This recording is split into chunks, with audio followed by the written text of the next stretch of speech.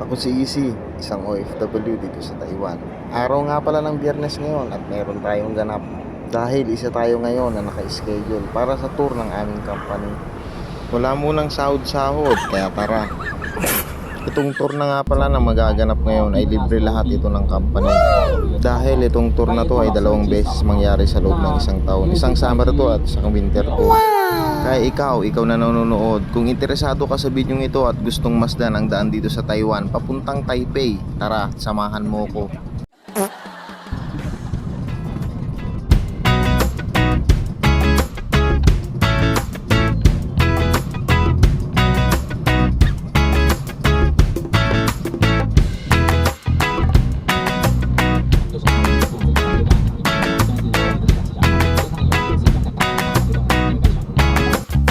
Ito guys, ang budang nakaupo sa itaas na yan.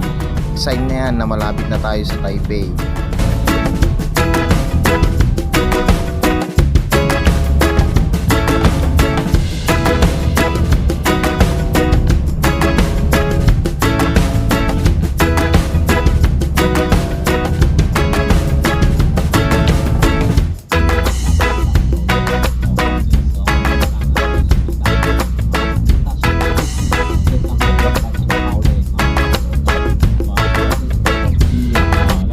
Ilang sandali pa, andito na tayo sa Taipei.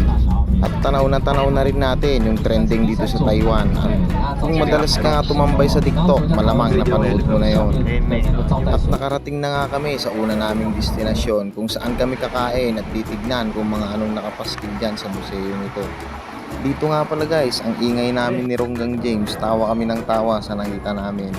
Pero merong nga palang sumita sa amin dyan at nagbawalan kami na huwag maingay.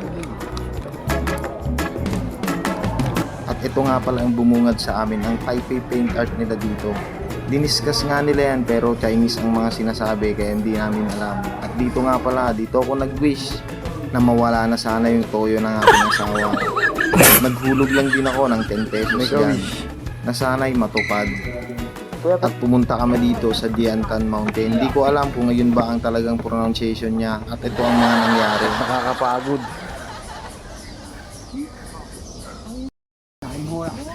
Kaya bababa na lang tayo.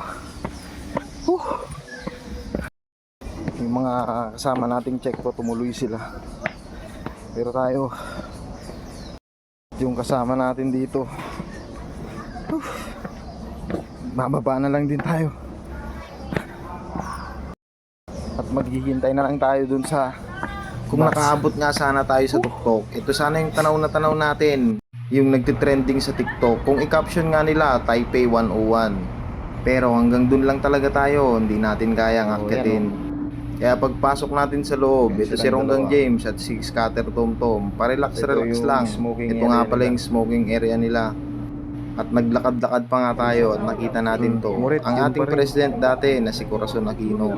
Uy, wag, baka tayo mabash kung ano pang sabihin natin. Kaya okay na yan, naipakita na lang natin. At dahil anong oras na din, tara dumako na tayo sa kainan. Ito nga lang pala yung pinaka-exciting part namin kung kasama kami dito sa mga tour na ganito. Kasi nga naman sa buong buhay natin, minsan lang natin maranasan kumain sa mga buffet na ganito. Lumamon ka ng lumamon, wala namang bumabawal basta't kaya mo. Mas maganda sana kung weekend ang puntahan dito dahil mas madaming pagkain. Kaya kukuha na tayo ng ating makakain. Tingnan lang.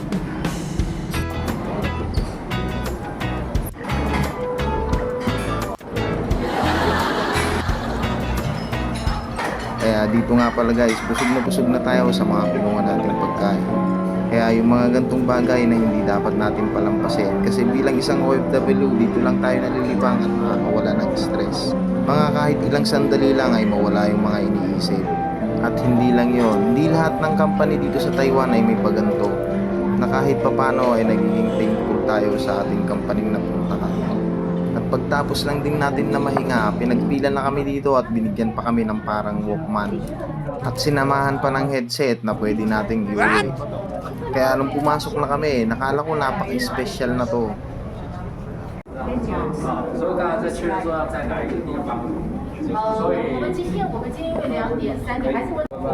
At nung paglabas namin, exit lang pala. Dahil kung ano eh. Pinakita nga pala nila kung saan tayo naroroon. Mas maganda sana kung may drone tayo na mapapalipad na makikita natin view at mapapakita natin sa inyo. Kaso wala, hanggang dyan lang muna sa video. At maya maya konti, andito na yung bus. Dahil pupunta nga tayo ng Flower Expo Park. Mas maganda nga sana dito kung gabi tayo napunta. Kaso maaga at wala rin tayo nakita na maraming bilihin. Dahil yung mga turista dito talaga dumidiretso pagtapos nilang gumala. Dahil marami nga naman talagang bilihan dito. Hindi na rin kami nagtagal dahil marami pang sarado. Kaya hanggang dito na lang ang ating vlog. Salamat sa pagsama mo. Bye-bye.